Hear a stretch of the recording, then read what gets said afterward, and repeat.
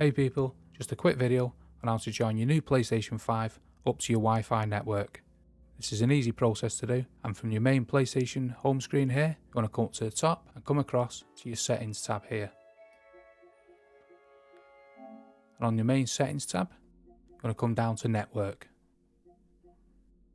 On the network tab, you want the settings, and you can toggle this connect to the internet on or off. Obviously, we want to join the Wi-Fi, so we'll toggle it on, then we'll come down and click Set up Network Connection. You'll find all the network connections in your area. You want to obviously find your Wi-Fi connection, and then select it, and you'll be asked to enter your password. So I'll enter my password, I'll cover it up for privacy reasons. And you simply want to click Done once you've added your password, and then OK. Then your PlayStation will start to find the access point of your network. This may take a couple of seconds depending on your internet speed, and then it'll connect, and now your PlayStation 5 has joined your Wi-Fi.